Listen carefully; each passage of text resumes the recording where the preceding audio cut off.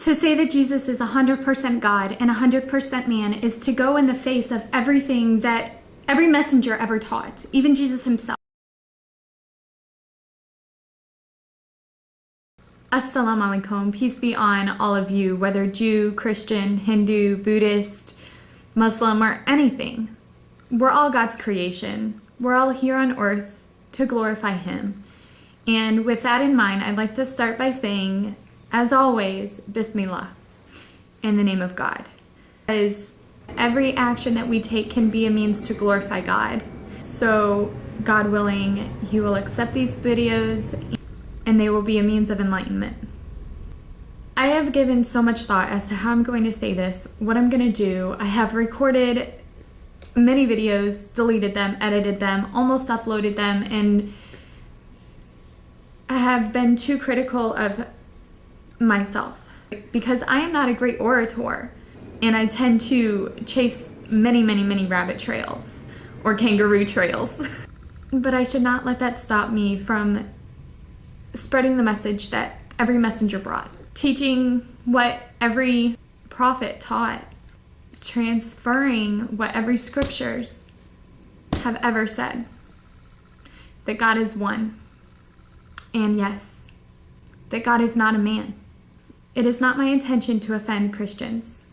I was a Christian. My whole family is very religious, very Christian, and I have such a great respect for you. I would just simply like to give a brief analysis of certain discrepancies that I've come across, especially mistranslating and misunderstanding titles in the Bible. So with all that being said, in the next few videos, I'm going to be reading this to try to stay away from my kangaroo trails. In the next few videos, I will, Inshaallah, if God wills, be analyzing titles which have been given too much power through misunderstanding and mistranslations. Titles like Lord, Son of God, Everlasting Father, Begotten, and even the title God itself needs to be analyzed.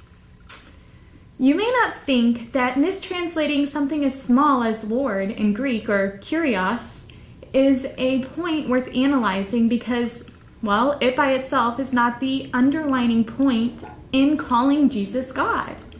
But it is one large brick and one center point of a confusing and, yes, elaborate deception that Jesus is God. Oh, wait. That He's not God, but He is God, but He's not. You see, the Trinity goes like this. He's a part of God, you know, like in Greek mythology. Maybe a begotten physical son of God? Wasn't supposed to say that. He didn't know everything that God did, but still you call Him God. He says His power was given unto Him, but still you say He's God. He ate, He slept, which makes Him dependent, and still you call Him God. He didn't like being called good, and still you call Him God.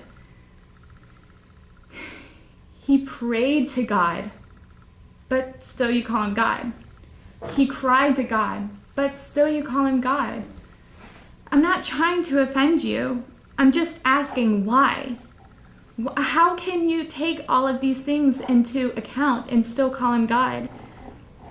I know I could have many years ago, and I just like to do a few videos to explain what I've found, and that's what these videos are. So why? Why do you call Him God? For me, it was titles like these, Everlasting Father. I didn't know that that's a mistranslation. How many times is the word Kyrios mistranslated? Begotten. You know, the title God itself. Is it things like this that make you believe that Jesus is 100% man and 100% God, yet He never claimed to be? But that's the crux of your salvation. I'm not trying to offend you here, but I am going to go off on one of my kangaroo trails, which hopefully, Inshaallah, I'll be able to make another video about. If Jesus was God, why would he have to be baptized in the first place? You see, baptism was a symbolic sense that he was being purified, that he was being sanctified. If Jesus was God, he would have always been sanctified. In Luke 3:22, you are my son. And being a son of God was not unique to Jesus, by the way. Today I have begotten you. I can get very emotional about this because this was one of my turning points. And often I read this and say, how could I have ever looked over this? If Jesus was begotten at the time of the baptism, then he wasn't begotten at the time of the birth. That throws a huge, huge, huge wrench in the whole system of Christianity. If you think that Jesus is the physical Son of God, may God have mercy on us, astaghfirullah, then how can he be begotten at the time of his baptism? No. There are so many points I could go into about this right now, but this is just one quick point. If Jesus was the physical begotten Son of God instead of the unique Son of God, which begotten is mistranslation, should be unique, not begotten, and everybody agrees, even Islam agrees that Jesus was unique. Even Islam agrees that Jesus was the Word of God.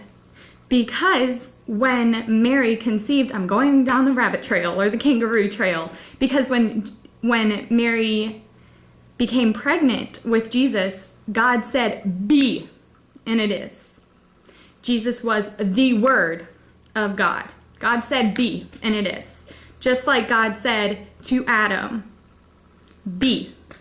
Just like God said to the world, to the universe in the beginning, be, and it is. He willed it into action. That's all God has to say. Kun, fayakun, be, and it is.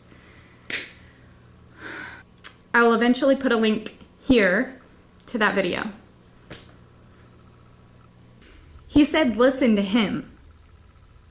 Don't you think that if Jesus was God, God would say, worship him?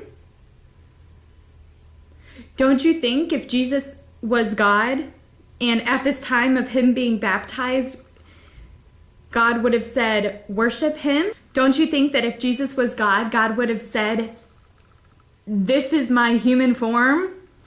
Why wouldn't God have just said, worship him? Nearly every time in the Old Testament that God is speaking, he says, I am God. I am God. Time and time and time again. There was no ambiguity about it. I am God. Why wouldn't he say, this is God? Or why wouldn't Jesus ever say, I am God? God didn't say worship him. God said listen to him. And please, I'm not trying to offend. Stay with me and you may begin to see how weak the blasphemous statement, the fundamental basis of Christianity really is. Can God be a man?